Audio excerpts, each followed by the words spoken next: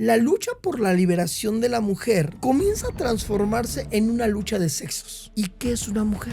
Hoy se están haciendo ya investigaciones y se están haciendo experimentos en Europa de la médula ósea de la mujer, sacar el primer espermatozoide. Ahora tenemos que estar educando a los papás jóvenes que vienen de una generación que no los educaron. Porque ahora, para ser un verdadero hombre, tendrás que entrar en este proceso de deconstrucción que deja una imagen del varón deconstruido, que lo que nos están vendiendo es una historia mal contada.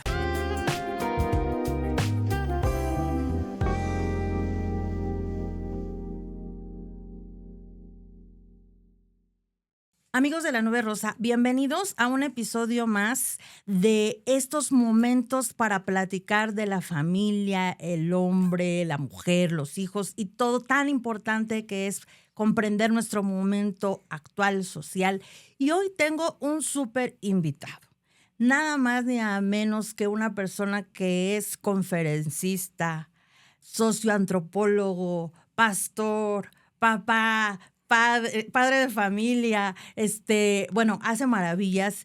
Y vamos a platicar de un tema que es súper importante para nuestra sociedad. Vamos a hablar de lo que está sucediendo con la figura del hombre en la sociedad. Vamos a hablar del movimiento que ellos traen de reconstrucción cultural y muchos temas que hoy estoy segura que van a ser súper importantes. Está con nosotros Jorge Aguiñaga. ¿Qué tal, Jorge? ¿Cómo estás? ¿Qué tal? ¿Qué tal? Gracias por la invitación primeramente. Y bueno, pues feliz de estar en este podcast, esperando que pues este tiempo de plática y conversación pues deje mucho material para aquellos que nos van a ver. Yo creo que sí, porque lo decía al principio, eres una persona que se ha adentrado mucho en estudiar todos estos temas, pero desde un ángulo muy importante, porque platicamos hace un momento, ¿no? Que la sociedad está en los polos siempre, ¿no? Estoy a favor o en contra, hoy que tenemos tanta corriente del feminismo. Y me gustaría de una vez entrar en tema, ¿no? De una vez vamos a darle como va. Porque es un tema que a mí me preocupa mucho, porque hablamos mucho justo y hay muchos canales y mucha información del feminismo, de que es tiempo de mujeres, que las mujeres se levanten, que hoy día son las oportunidades, tenemos una presidenta que se dedica a esto, etcétera, etcétera. Y lo que yo he observado es que la figura del hombre está comenzando a apagarse, o eso por lo menos se quiere hacer. Como hay esa parte donde el hombre ya no es tan importante, no protagoniza, nos están hablando que de las masculinidades tóxicas, ¿no? Además nos dicen, y socialmente nos deja pensando mucho qué es lo que está sucediendo. En tu panorama y en tu conocimiento, ¿qué es lo que crees que esté sucediendo con la figura del hombre actualmente? Creo que lo que hoy estamos viendo es el trabajo que sistemáticamente se ha venido elaborando, no de un día para otro, sino a lo largo de las décadas, de los siglos, y que curiosamente las ideologías que están impulsando todo este tema de construir la imagen del hombre, pues han tenido a bien o desde los principios de su trabajo han visto que si tú le quitas y eliminas la imagen, las características que tiene un hombre, entonces obviamente dejas a una sociedad débil.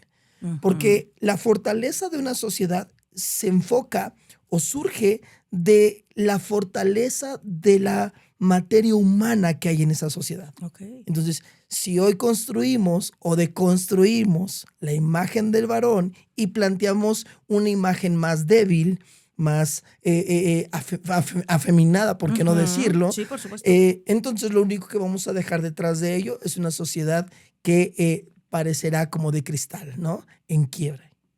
Pero además me preocupa porque por un lado está ese discurso del hombre, pero hay un fortalecimiento de la imagen femenina. O sea, tampoco no la dejamos tan suave, sino si hay como un desnivel, ¿no? Porque a la hora de bajar esta imagen masculina también se está subiendo mucho la de la mujer. Me preocupa esta parte, pero también me preocupa porque eso se ha construido también en un discurso de no, que los hombres no sobresalgan o que no hagan eso, porque ahora se ha tachado de que eso es el machismo. Y no precisamente. ¿Nos puedes hablar un poquito en tus conocimientos? A ver, ¿cómo podríamos diferenciar, ¿no?, de una figura sana de un hombre a poder decir, o sea, lo que hoy nos están diciendo, pero es que ese es un macho? Pero no, yo creo que hay diferencias bastante claras y sí me gustaría como que las habláramos, ¿no? O sea, no estamos fomentando que sea un machismo, sino ¿dónde está la diferencia entre la figura sana de un varón y un macho? Ok. Creo que para poder entrar ya en materia de esta pregunta, es importante entender de dónde se estuvo generando o de dónde se viene generando y gestando toda esta deconstrucción de la Mm, imagen del varón. ok. Si vamos en el tiempo, para la década o el siglo de 1800, aparece en escena Engels y Marx con ese pensamiento materialista, en donde Engels plantea que para que la sociedad capitalista se derrumbe, primero tenemos que afectar a las familias burguesas, porque son las familias burguesas conformadas por mamá y papá, en donde se gesta el primer problema de poderes, ¿no? En donde el hombre es el Mm, capitalista, es el empresario, es el de poder, pero la mujer es la subyugada, ¿no? Lo que entonces él va a plantear es, no, tenemos que acabar con esa imagen de familia heterosexual o natural ujú. para que en medio de la deconstrucción de ese modelo de familia podamos deconstruir a ambos participantes, en este caso al hombre como a la mujer. Más adelante, si tú lo puedes ver ya en escena, cuando aparece la segunda ola del feminismo, una de las mujeres más relevantes de esa segunda ola, Simone de Sí. Beauvoir, 1949, 48, 49, saca su libro El segundo sexo, y en ese libro ella hace un planteamiento muy interesante que nos habla de lo que hoy estamos viviendo, porque ella plantea que cualquier persona puede llegar a ser mujer. Ujú. Y entonces aquí aparecen una incógnita, ¿no? Dos signos de interrogación. ¿Y qué es una mujer? Pero al mismo tiempo te tienes que hacer la otra pregunta.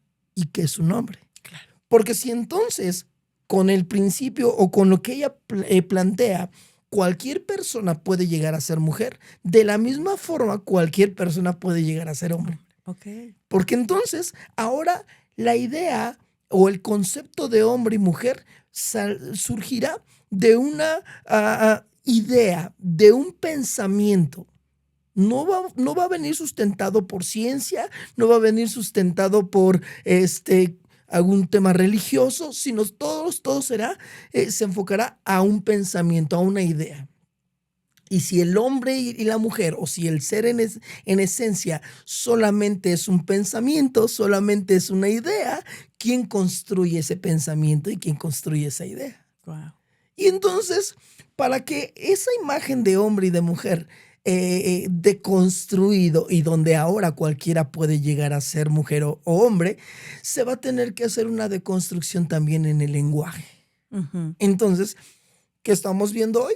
Hay una deconstrucción trabajándose en el lenguaje, en donde ahora ya incluso te están diciendo, ya no puedes decir ella o él, ahora tienes que decir ellas, ya no es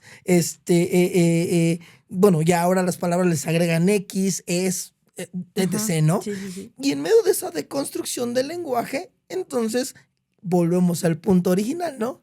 ¿Qué es un hombre y qué es una mujer?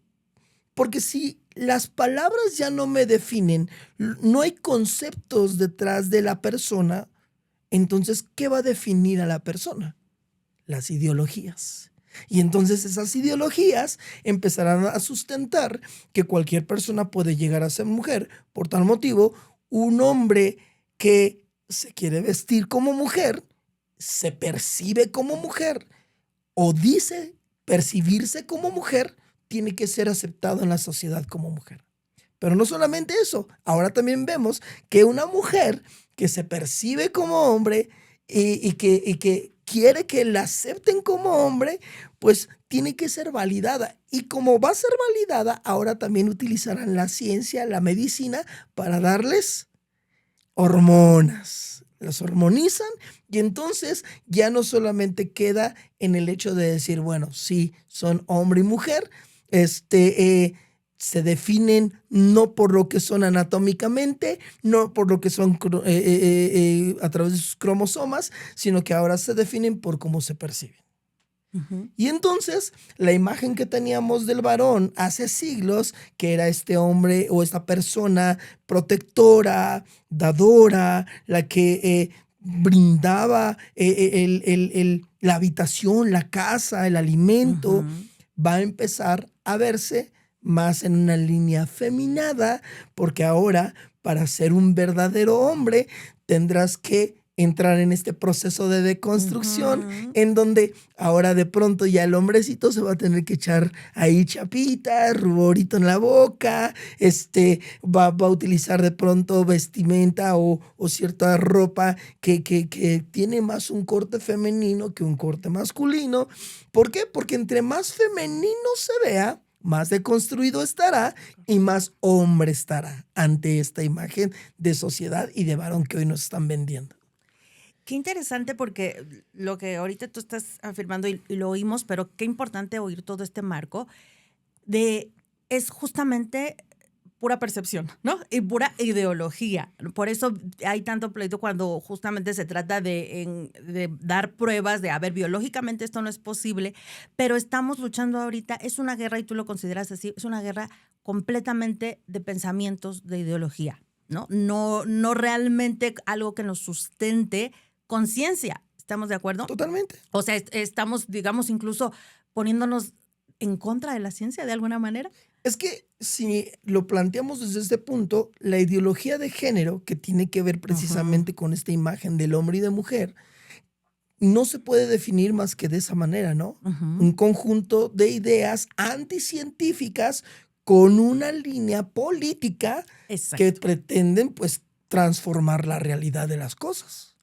Ese es el punto, la realidad. Y hoy también se escucha mucho justamente esta palabra, ¿no? De no es la realidad, es tu verdad, que puede ser mi verdad, que la verdad del otro. Y entonces, como cada quien vivimos en nuestra verdad, supuestamente, pues se vuelve una locura esto y por eso está como que tanto pleito también de todos contra todos, pero no hemos estado como apuntando realmente a los peligros que se corre con esto. Me gustaría que habláramos un poquito y que nos expongas cuál es el peligro justamente de acabar con esta imagen masculina, ¿no? Cuando ya los hombres ya se están en esta deconstrucción, esta donde ya no va a haber mucha diferencia entre si son cada vez más afeminados, etcétera, etcétera. ¿Qué peligro se corre socialmente? Mm. Quiero partir desde la primera ola del feminismo. Ujú. 1800 aproximadamente, surge esa primera ola en donde, curiosamente, la lucha por la liberación de la mujer o por la participación de la mujer en el plano social viene comandada por hombres y mujeres. O sea, Ujú, curiosamente, no ujú. fueron las mujeres únicamente las que pelearon para que las mujeres tuvieran derechos. También hubo hombres en escena que aparecieron defendiendo esas posturas.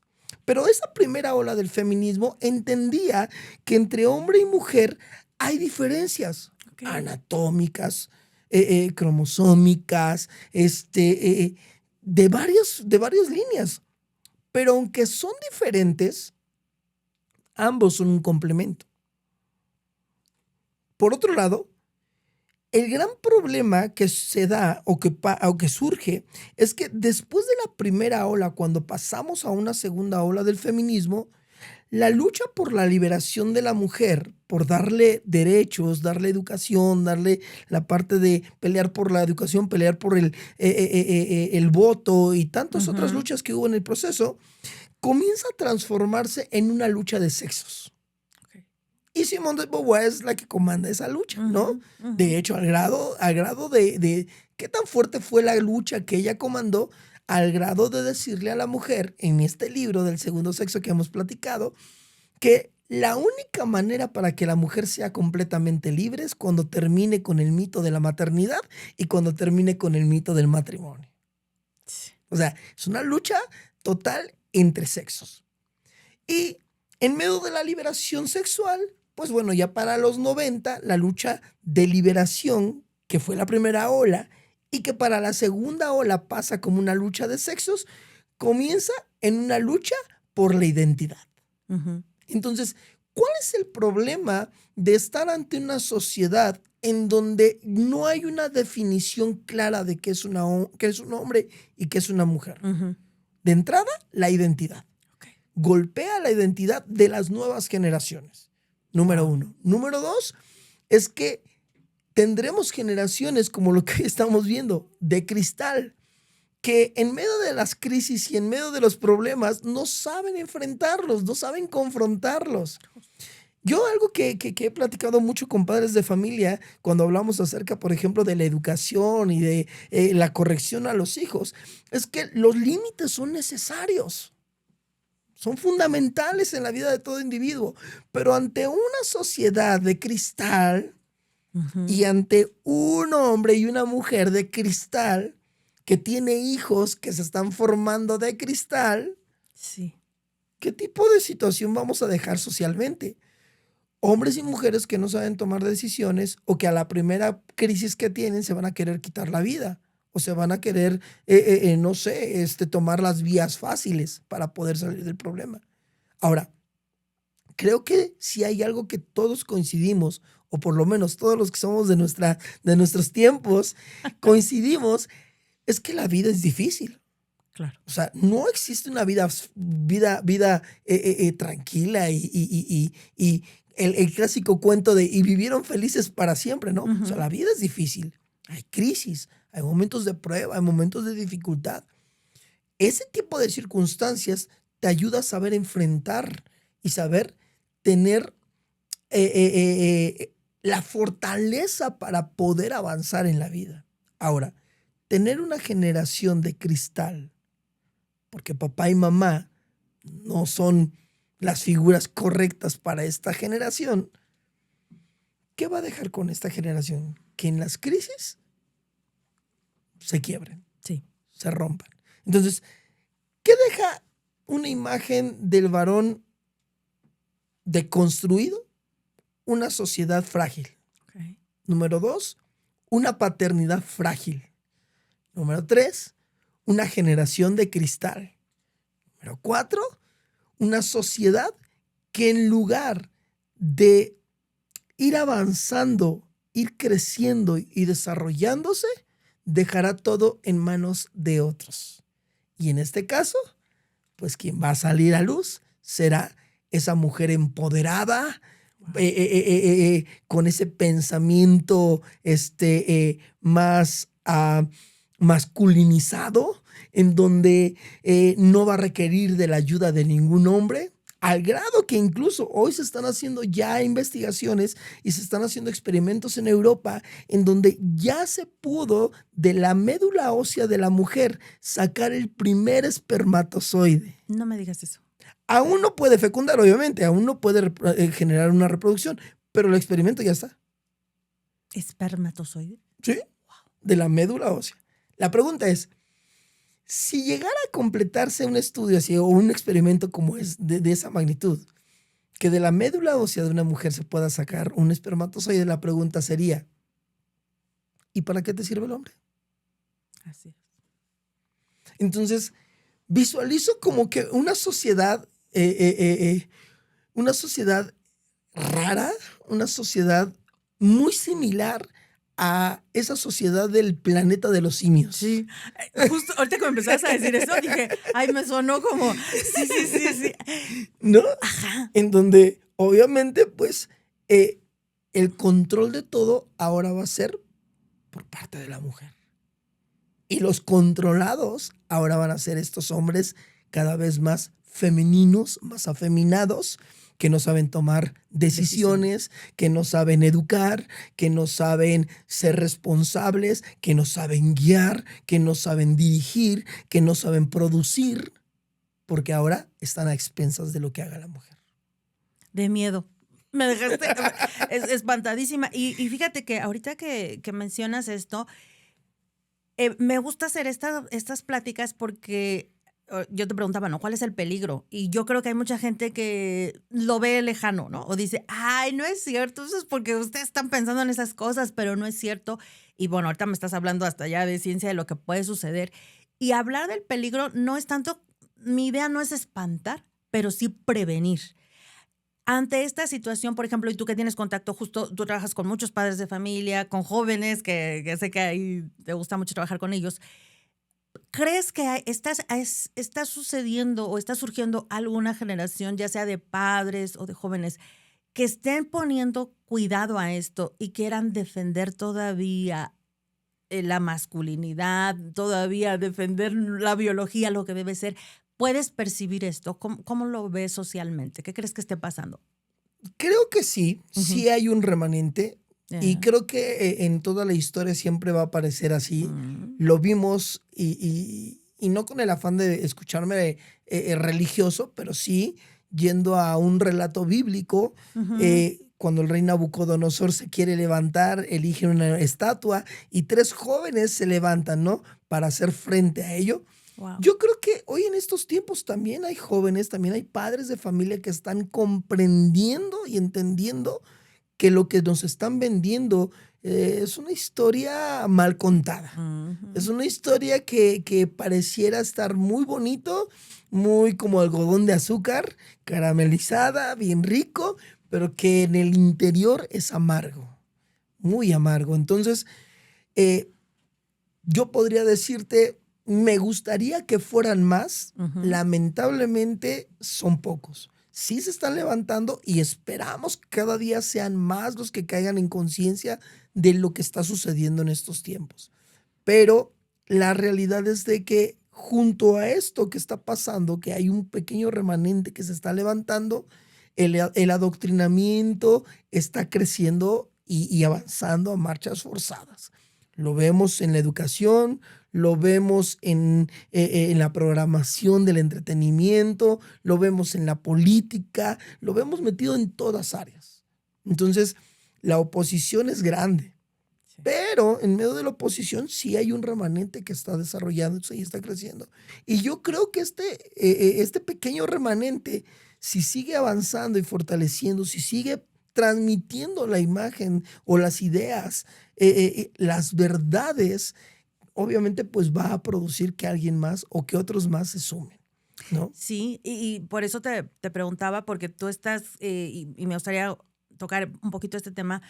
Creo que tú eres parte de ese remanente, ¿no? Y justo, quisiera que nos hablaras un poquito de lo que estás haciendo con todo este movimiento que se llama reconstrucción cultural. ¿Estoy en lo correcto?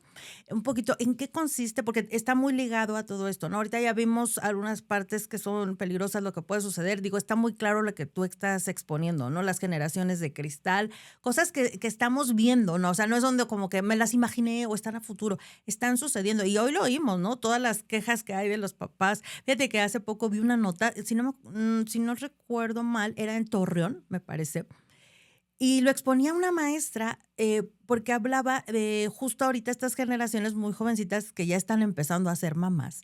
Entonces decía que afuera de la escuela, para las reuniones de padres de familias, les han puesto incluso un letrero de cómo vayan vestidas las mamás. O sea, Mm, porque dice, ahora estas jovencitas que fueron criadas muy diferente, no ubican su maternidad y todo, y cómo se comportan, y bueno, ya se han ahí deschongado, o sea, como si fueran dos muchachas por alguien, se deschongan y todo delante de los niños, ¿no? Los mm. hijitos espantadísimos de kinder, estaba la imagen, ¿eh? O sea, pasaron el video donde hay a media junta se están deschongando, y entonces esta maestra dice, ahora tenemos que estar educando a los papás jóvenes que vienen de una generación que no los educaron. Las mamás vienen vestidas de una manera que no veíamos a las mamás y que se provocan otras cosas y que les decimos, oye, vienes como una mamá, vienes a ver a tu hijita, a tu hijito.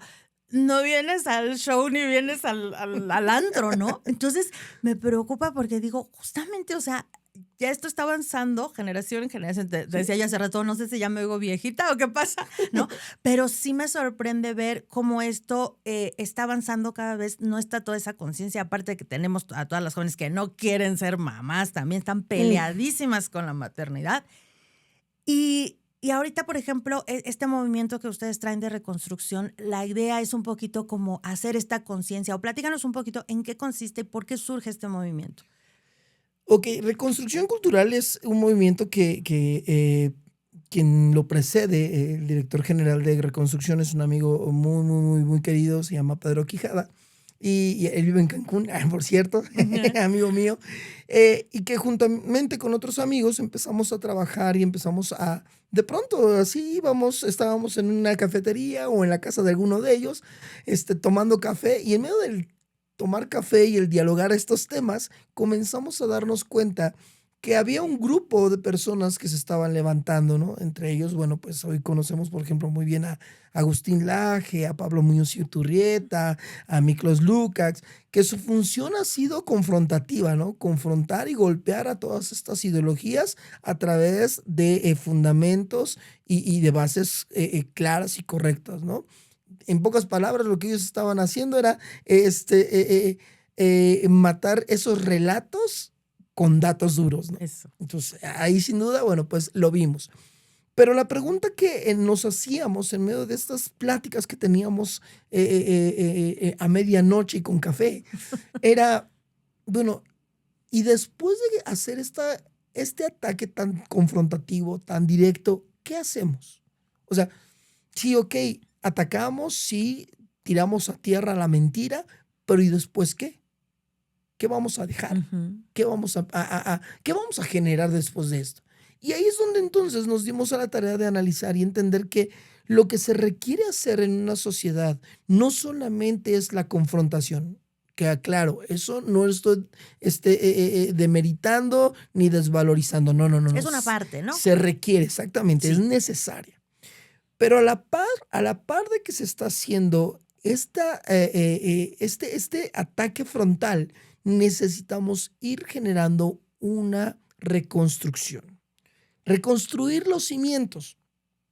Todos estos movimientos que hoy y todas estas ideologías que hoy estamos viendo como las nuevas verdades, no surgieron de la noche a la mañana. Okey. Son movimientos e ideas que vienen trabajándose desde décadas atrás y que poco a poco fueron permeándose en diferentes puntos y en diferentes rubros: la política, la educación, el entretenimiento, el arte, la ciencia. Entonces, ante todo esto que se ha construido, no existe mejor forma, a la par del ataque, del ataque frontal, para poder hacer algo diferente, es reconstruir, ¿no? Pienso un poco en el ejemplo de Nehemías, ¿no? Nuevamente, un Sí. ejemplo bíblico, ¿no? Nehemías, cuando él llega a la ciudad de Jerusalén, se da cuenta que los muros están derribados, la ciudad está en pedazos. Entonces, la idea de Nehemías es comenzar a reconstruir esos Ujú. muros, que la ciudad se reedifique. Después de la confrontación de las ideologías y cuando hemos tirado a tierra todas esas ideologías, la ciudad queda o la sociedad queda sin fundamentos. Ujú. ¿Qué podemos hacer? Reconstruir. Y es ahí donde entonces necesitamos ir reconstruyendo la visión correcta de lo que es la política, de lo que es el entretenimiento, de lo que es el arte, de lo que es la familia, de lo que es la educación y otros más, ¿no? Y ahí es donde precisamente ese pequeño remanente que te decía que sí veo que sí está, necesitamos ir apuntalándolos para que estén trabajando y direccionando, para que estén en esas áreas en donde se pueda hacer la reedificación nuevamente de la ciudad, de los cimientos de la ciudad. Porque estamos ante una sociedad llena y que en su vocabulario está la mentira. La pregunta es, ante una sociedad que vive en mentiras, el hablar la verdad, ¿será acaso el acto más revolucionario? Yo creo que sí. Definitivamente. Y hoy, obviamente, ese pequeño remanente necesitamos que se apuntale y se direccione. Por eso es que yo desde mi postura como pastor y desde la iglesia, yo motivo a mis jóvenes a que se preparen, a que si quieren entrar en la política, que entren, pero obviamente no los vamos a dejar solos. Tenemos que acompañarlos, tenemos que brindarlos, tenemos que estarles ahí direccionando por dónde sí, por dónde no, cuidar en esto, cuidar aquello. Aquellos que quieren estudiar arte, cine, teatro, lo pueden hacer, pero obviamente necesitamos que alguien los acompañe. Y ahí la tarea forzosamente va a ser tanto de la iglesia como de la familia, ¿no? Wow. De esos hombres con ideas claras de lo que es un verdadero hombre Y esas mujeres con ideas claras de lo que es una mujer. No la idea de lo que me vendió una sociedad deconstruida, sino la idea de lo que nos dice incluso la misma palabra, ¿no? Porque dice que nosotros fuimos hechos a imagen y semejanza de Dios. En ese entendido, hombre y mujer no son iguales, que es curiosamente el gran problema del discurso.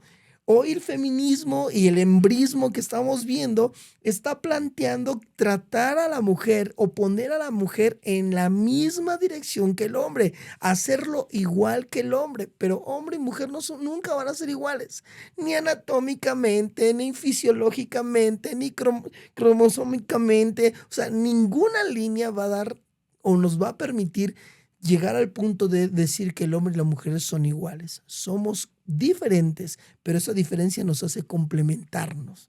Por tal motivo, lo que tenemos que buscar no es una igualdad entre hombres y mujeres, es una equidad entre hombres y mujeres. Y es lo que muchos no entienden y muchas mujeres que están en el feminismo tampoco lo están comprendiendo.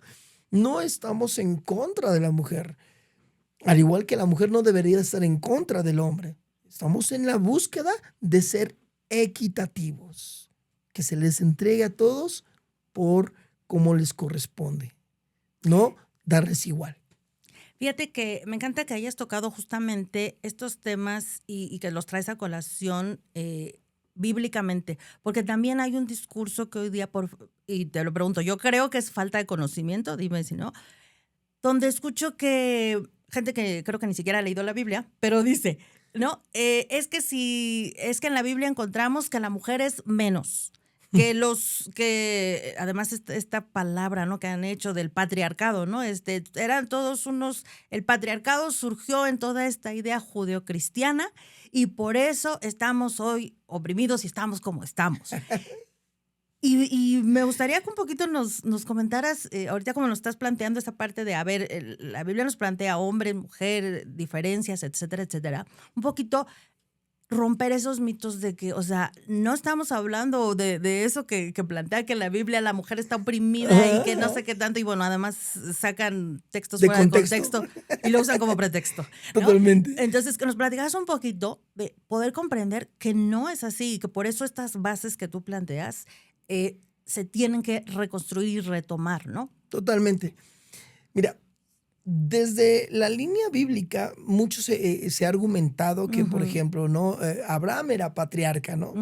Y debemos entender principalmente qué visión o qué papel jugaba el patriarca dentro de esa sociedad que se estaba construyendo y formando, ¿no? El patriarca era el director, era el que guiaba al pueblo, que guiaba a ese conjunto de familias que estaban creando una sociedad.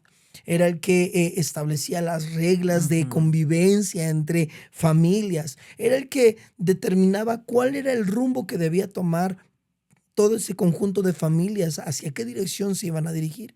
Pero a la par que existe un patriarca, debe existir una matriarca. De hecho, en el caso de Abraham, su esposa juega el papel de matriarca. Ella es la administradora, es la que le ayuda, la que en conjunto con él van haciendo que esa sociedad que se está formando o construyendo, pues pueda seguir avanzando, ¿no? Es por eso que nos damos cuenta que, por ejemplo, en el caso de Abraham, quien decide que Abraham se metiera con la sierva de su esposa no es Abraham. No. Es su esposa. Sí, qué gran punto. Ajá. O sea, es su esposa la que le dice, toma mi sierva. O sea, ahí está.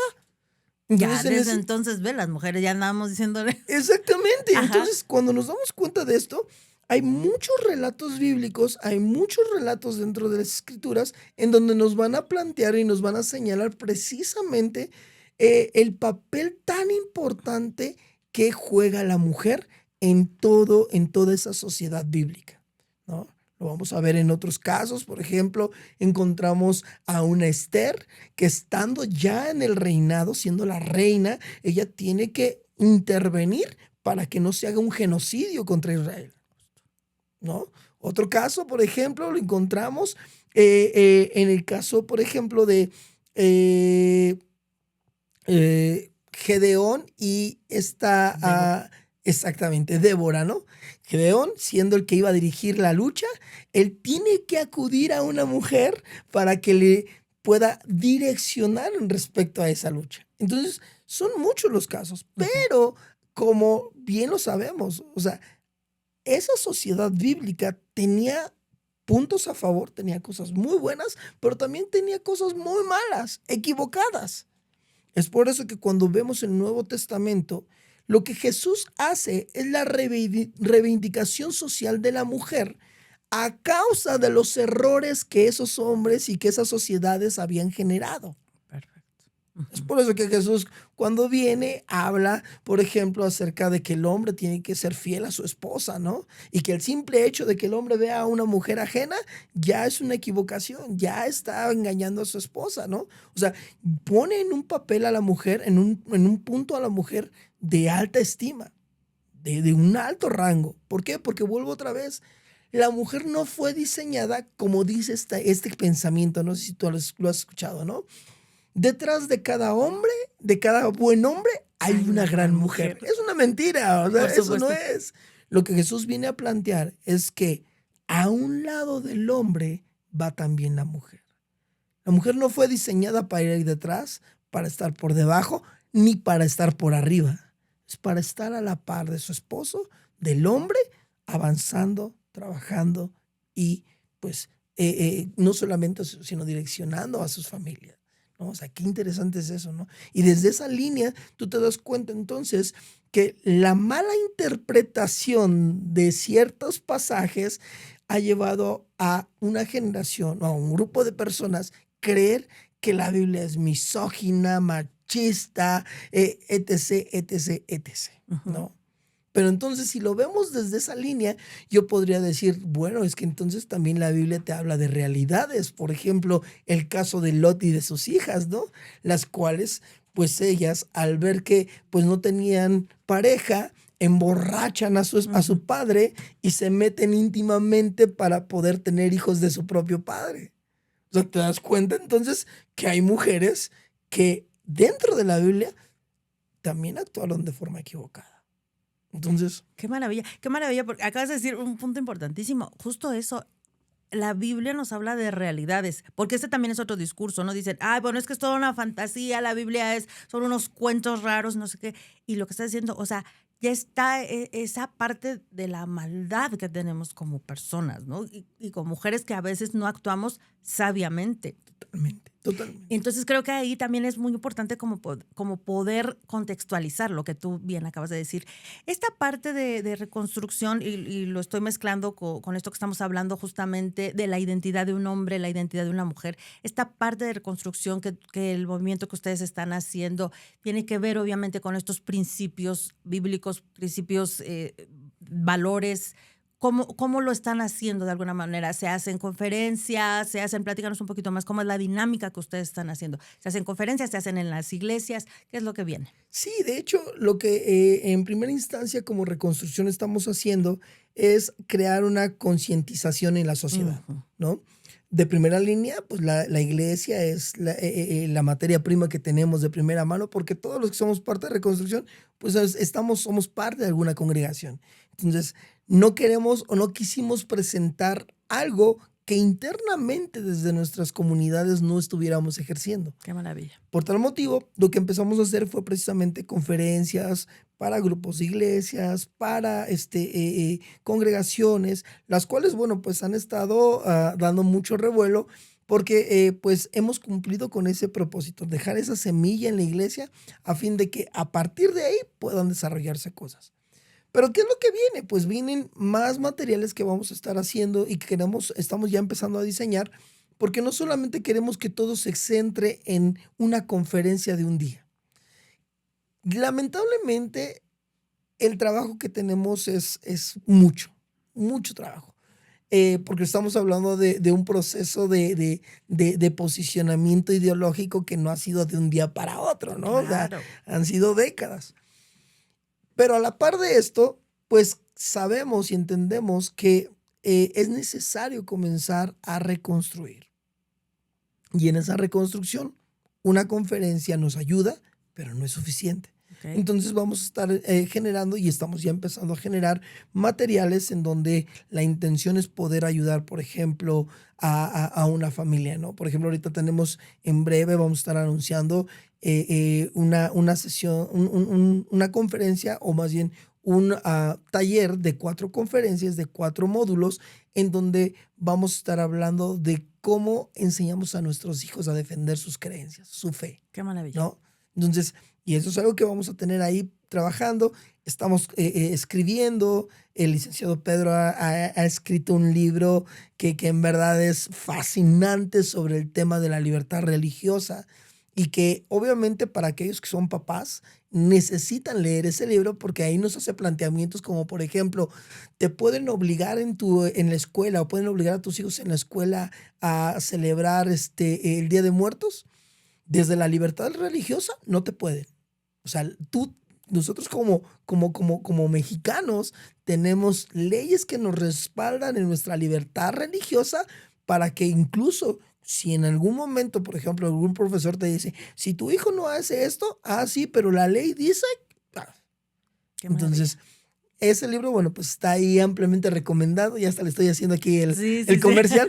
Pero, por ejemplo, No, es importantísimo. exactamente, son cosas que nosotros estamos haciendo. En mi caso, bueno, pues soy escritor.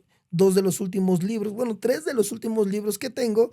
Uno se llama Cataclismo, que es el Cataclismo, más que reciente. ahora yo le voy a hacer la publicidad. Buenísimo, yo te lo decía, o sea, me lo devoré porque está súper accesible, entiendes perfectamente y para los papás también creo que es básico el poder comprender estas generaciones, los que tenemos hijos jóvenes, poder entender qué es lo que está pasando y a qué se están enfrentando nuestros jóvenes. Totalmente. Porque nosotros venimos de otra generación y no vivimos muchas cosas, pero hoy para ellos está fortísimo. Pero antes de ese, tengo el de Familias de Papel, en donde hago también el planteamiento de la deconstrucción de la familia, ¿no? Porque ahora tenemos tantas imágenes de familia en donde caben precisamente estos modelos de familia en donde los jóvenes ya no quieren tener hijos, mejor adoptan perros, ¿no? Sí, qué horror. Dices, Los oye, perrijos. los famosos perrijos, ¿no? La cultura de los perrijos, ¿no? Entonces, estamos ante ello también.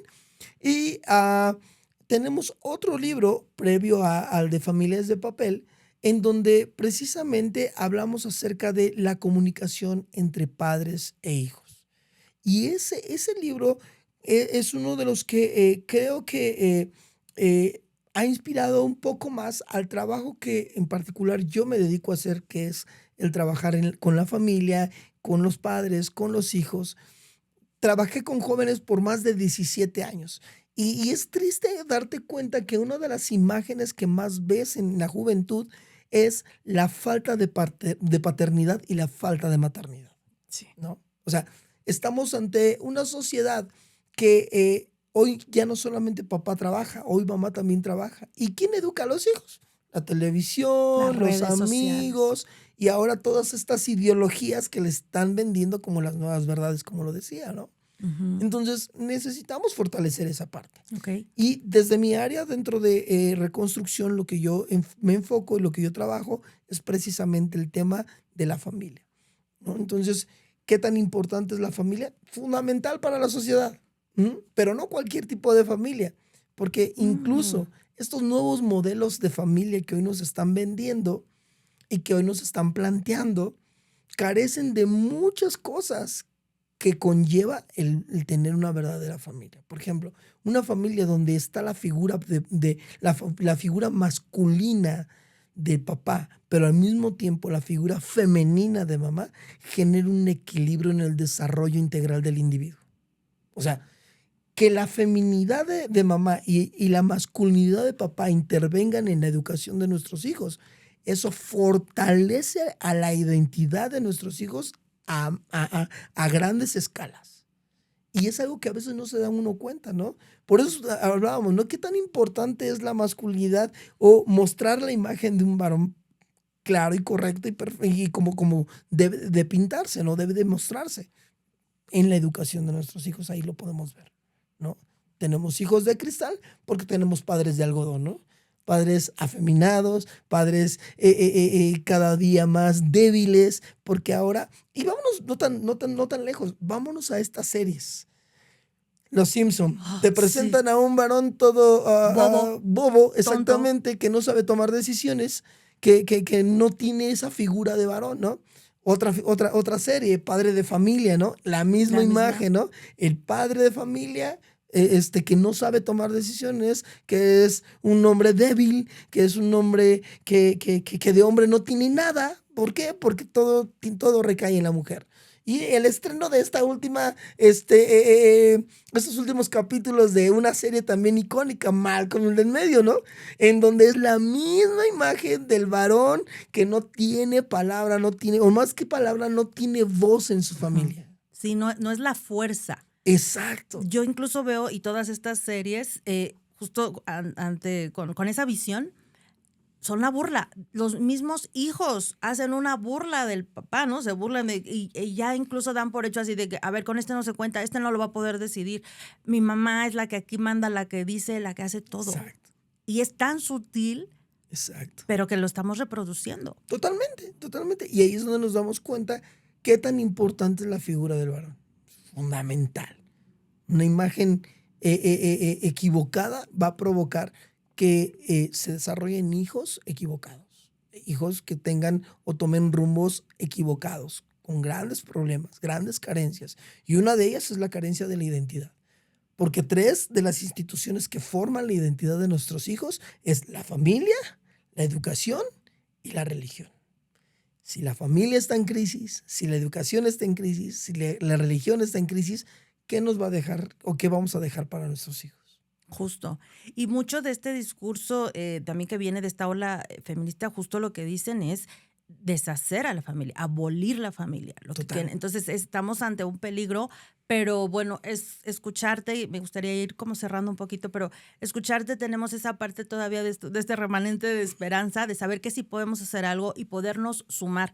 ¿Tú pensarías que empecemos, digamos, una familia que ahorita te escucha por primera vez y dice, ¿sabes qué? Si estoy identificando, traigo esto, no me había dado cuenta o que entiendan un poquito qué está pasando? ¿Por dónde podríamos empezar? ¿Por educarnos tal vez?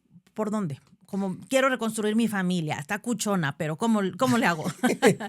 Volvemos otra vez, ¿no? Creo que en un mundo en donde está plagado de mentiras, hablar la verdad va a ser un acto revolucionario. Y ante esos actos revolucionarios necesitamos tomar decisiones confrontativas en muchas ocasiones, reales y urgentes. ¿Y cuál es una de ellas? Primero, la educación, ¿no? No podemos ayudar a alguien si nosotros mismos no estamos bien, Ujú. ¿no? Y creo que es el gran dilema del querer ayudar a otros. Queremos ayudar a nuestros hijos cuando nosotros Mm. como padres estamos en un gran dilema, ¿no? Entonces, lo primero que tienen que hacer aquellas familias que nos están viendo es principalmente trabajen en ustedes. Fortalezcan su identidad como padre, como madre, su relación entre esposos. Eso es fundamental. Y a partir de ahí, comencemos a reconstruir la familia. Comencemos a trabajar, a dar pasos en donde cada paso sea bien planeado, bien marcado, bien entendido, a fin de que, bueno, nuestros hijos, pues obviamente obtengan los beneficios de lo que nosotros estamos haciendo, ¿no? ¿Queremos cambios? Yo soy el causante del cambio. Claro. Claro, qué importante y de pronto regresar a lo básico, ¿no? Porque nos perdemos en quién sabe tantas historias, pero lo básico es eso, o sea, dijiste algo muy importante, mi identidad primero como madre, como padre, para poder transmitir, por eso nuestros hijos sin identidad. Y para ya cerrar, me gustaría que, tal vez dicen por ahí, no hay recetas mágicas, y sí, no las hay, pero sí hay un modelo bíblico que nos da guía, que nos da orientación, ¿no? Que nos puede marcar cómo ante estas ideologías, ante todo esto. Tú, para ti, ¿cómo redondearías la imagen que un varón hoy día debe de tener? Mm. Creo que en esencia, para mí no hay imagen más clara de un varón que la que marcó nuestro Señor Jesús. Jesús, como hombre, supo dar la imagen más acercada, sino más bien la imagen clara de lo que debe hacer un varón. Jesús como varón sintió amor por los demás en el sentido de apoyar, de ayudar, ¿no? Cuando tú como hombre, como padre de familia, enseñas a tus hijos a ser dadivosos, a ser amorosos, a ser equitativos, a ser justos, a no ver por tus propios beneficios, sino por ayudar también a los demás. Cuando tú, como en el caso de Jesús, que dio el posicionamiento correcto de la mujer, Ujú. cuando tú como varón, como esposo, como padre de familia, posicionas y das el lugar que se merece tu esposa, tu novia, tu hermana, obviamente estás reivindicando la posición de la mujer en la sociedad y estás siguiendo el ejemplo de Jesús. Cuando, por ejemplo, Jesús trabaja o se acerca a todos por igual y no hace distinción, es una clara imagen de lo que hoy un hombre tiene que hacer, Ujú. ¿no?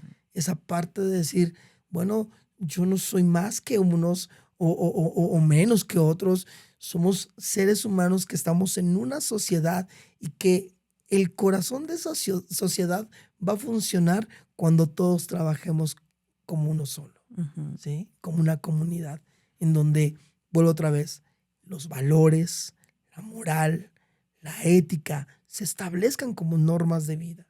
Y aunque parece un cuento choteado, dicen por ahí, Ujú. la realidad es de que estos nunca van a dejar de ser. Yo lo he dicho, los valores no tienen caducidad. Exactamente. Y creo que hoy nuestros actos revolucionarios van a ir enfocados a nuevamente retomar esos valores que no es que se hayan perdido, porque ahí están, Ujú, ujú. más bien que los vamos a estar señalando y marcando desde nuestra propia vida cada día más. Justo. Jorge, creo que no hay mejor cierre, creo que nos has dejado ya como muy orientados con esperanza, te digo, ¿no? De que bueno, las cosas están difíciles, pero todavía se pueden.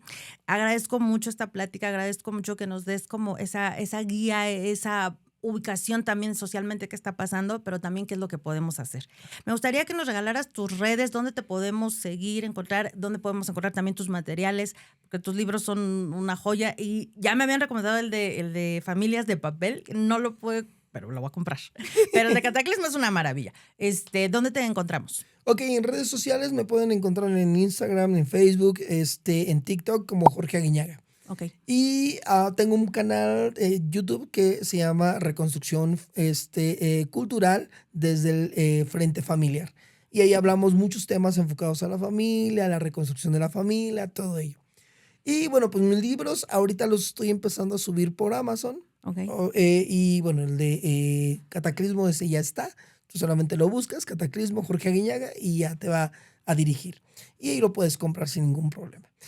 Si lo quieres igual de manera física, también te lo podemos enviar por paquetería. Búscame a través de mis redes sociales Ok. y me mandas mensajito y sin problema ahí nos ¿Los ponemos en estás contacto. distribuyendo directamente tú? Sí, por Ok. el momento sí. Ok. Perfecto. Entonces, pues ahí estamos para servir. Perfecto, Jorge, muchas gracias, un placer. Yo soy Lacio de la Crianza y nos vemos en la siguiente.